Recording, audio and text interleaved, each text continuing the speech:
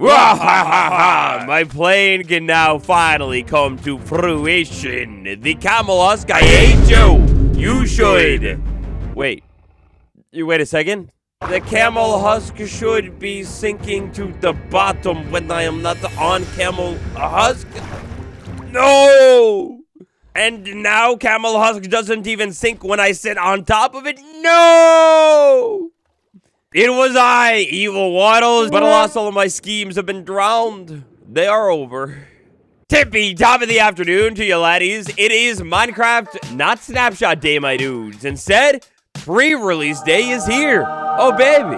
Sorry, for the very first time, our first big confirmation here is that this is 1.21.11, not 1.22. Before we get into that, though, previously, when the camel husk was ridden on the water, you would sink down. Now, brand new mechanic, just like how the horses do, you can ride the camel husk on top of the water, and if you sprint and swim, you actually move at a somewhat decent pace. It's almost like a new slow boat, if you will. By the way, sorry about that mess in the intro. That was evil wattles. I would never drown a camel husk. To ensure that I won't, just tap like and subscribe. I'm currently in the middle of planning a bunch of fire videos for you this holiday season. You're not gonna want to miss it. Also, one more thing, I should be live a little bit later on today, so come by and say hi. Oh my god, I clock them left and right. On the Minecraft and changelog for this pre-release, we have yesterday's date, even though this came out today. This pre-release was definitely meant for yesterday, except a little issue happened. For hours, you and I, the community, sat waiting and waiting and waiting until eventually Tidzimi, Polish YouTuber, let us know that in his chat, Nenbon said, sorry, I broke the snapshot, we'll do it tomorrow. This is a sad lack of communication from the developers. I mean, I'm glad that eventually Nenbon said something. Eventually, after word of Nenbon's chat in the livestream started spreading around, Slice Lime tweeted out that, yeah, the snapshot isn't today, we ran into some problems, and it will be tomorrow, aka today.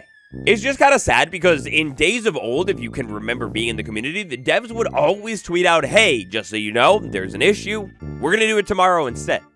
Not the end of the world, obviously, but I do just miss some of the communication that we used to get from the developers. Pausing the game, sliding into options, video settings. In this week's snapshot, we have yet another change to the video settings menu. This time, it has to do with texture filtering. This button is brand new. Now, interestingly, the keen-eyed ones will notice that anisotropic filtering is currently completely disabled. If I go ahead and tap this button, it will turn to rigs. And hovering over this thing, it's actually kind of beautiful. Unlike some of the older settings, I guess they're just going to skip that for this update. This thing gives us a full explanation that rotated grid super sampling is a shader-based filtering method. Tapping it one more time will unlock anisotropic filtering, and I believe this is probably our best setting if you are looking for the best-looking graphics. After choosing your setting, backing out, your game will need to reload all textures, and then, I mean, I don't necessarily notice a difference exactly there, but anisotropic filtering is now enabled in my world again. And yeah, it's just yet another video setting that allows us to control how the game actually works and to maybe make it look a little bit better. In my opinion, all of this stuff is more than likely related to all of the vibrant visual work that is going on behind the scenes for Java Edition. I wonder if we could see some of this stuff, maybe in a snapshot after the Mounts of Mayhem update, before the end of the year. Oh, foxes, you know how they do. They're pretty much our resident foodie inside of Minecraft. If you go ahead and drop a little bit of food near the fox is going to run around and pick it up, eventually take a little munch crunch of it too. Now, the fox will not only pick up food items, it'll actually be able to pick up other items in the game as well. If you can remember last week's snapshot, 25W46A, buckets, well, they were bestowed a brand new food component. This meant that foxes, if they were to somehow acquire a bucket of fish, they would pick them up in their mouth, walk around with them, and then eventually start eating the bucket of fish. Now, when the fox would eat the bucket of fish, no effects would be given to the fox. So, like, let's say it was eating the bucket of pufferfish, it should get a little bit of poison because pufferfish is poisonous, but no, it wouldn't get any poison. And it also would fully eat the bucket as well. Dude, what are this thing's teeth made out of? Like the cranberries, lingering around over here for a little bit of time, and now all of these foxes no longer have any interest in eating a bucket of fish. Now, in a sneaky little mechanic that I definitely haven't talked about quite yet inside of this update, if I take out a nautilus, well, did you know that I actually have a small chance, like about a 5% chance, to get a nautilus shell when I remove this thing from life? And this is going to happen with either version of the nautilus as well. Zombified, non-zombified, doesn't matter. A small chance to get a shell. Well, now, in this week's snapshot, we can kind of farm them. Anvil, sword in the anvil, looting 3 on the book, a brand new looting 3 sword. Yeah, that baby is mine. Looting will now affect the drop rate of the nautilus shell when taking out the nautilus or the zombified nautilus. Now look, it's still not going to be, you know, absolutely the most amazing thing in the world, but it's going to work. This all comes to us thanks to a handy-dandy bug fix that was fixed inside of this preview, having to do with looting. I won't be able to tell you what the exact odds are, they weren't documented quite yet, but I believe this should be similar to the odds of getting a skull from a wither skeleton with looting 3 versus not with looting 3. Obviously, you have a way greater chance. Given how frequently these things spawn in the ocean, at least on Java Edition, this could be a brand new way. Whoops, that was my tamed one. It's a brand new way once you have a nautilus and you don't care about the other ones to potentially get yourself nautilus shell. That's not bad. Now, on top of that change, we have a couple of other changes to the nautilus in this week's pre-release. The Nautilus's head, both the zombified and the normal one, it has been slightly repositioned so it will clip through the shell a little bit less, but it will still clip into it a little bit. And then we actually have a couple of new sounds with this mob as well. If I were to tame one of these things, saddle equipping, that was new. Play it back. That sounds good. Then moving around in the water, if I dash, I mean, I think that's all the same. But if I had one of these on the land, it'll have a new ambient sound. And then if I dash with this thing, well, first up, listen. Saddle sound, equip it, it's different on the land.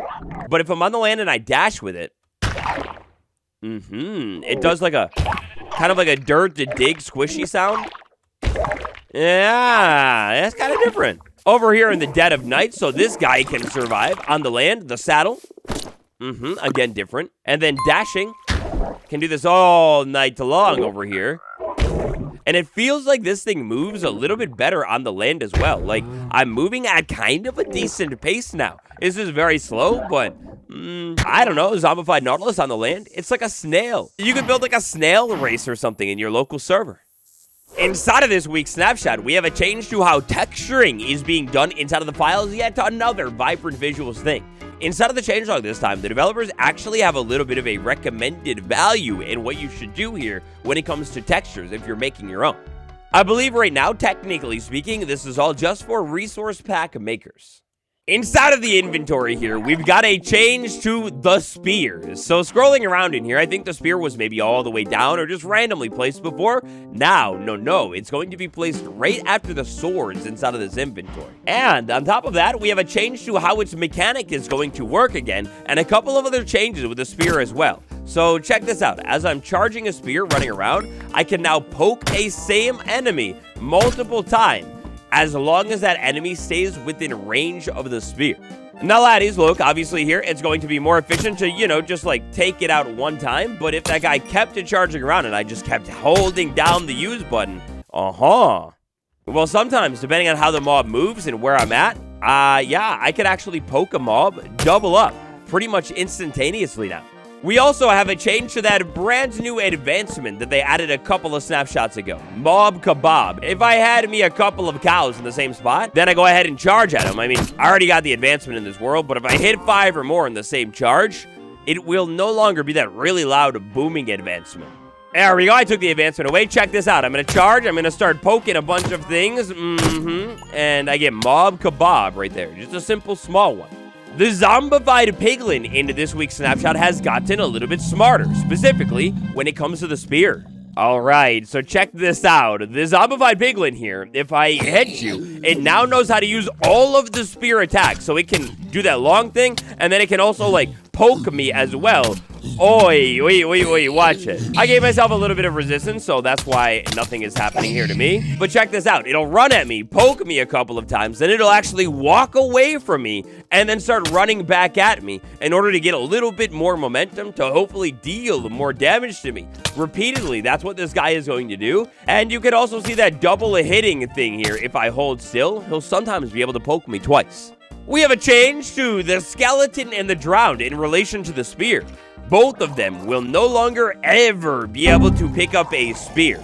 I feel like this change might be specifically a little bit more related to the wither skeleton. You know, the one that uses melee combat? Yeah, it's not going to be able to take a spear, so I guess that's good. That would be way too dangerous. And now, the golden spear. If I had a piglin with a crossbow, well, here we go. If I try and give you a golden spear, it's going to prefer the golden spear and will actually take it if the other guy didn't steal it and use this weapon instead. Actually, look at that. He put the sword away for the spear. This is actually a hefty solid chunk of a bunch of different spear changes. Pretty late in the update here. But what's that? We have yet another weapon component that has been added to the game. For the spear, or maybe for something else. Alright, so over here inside of the changelog, we scroll down to a brand new Minecraft attack range. This is the new item component specifically used for weapons. This will enable a custom attack range when using the item. AKA, I believe this is all about custom weapon reach.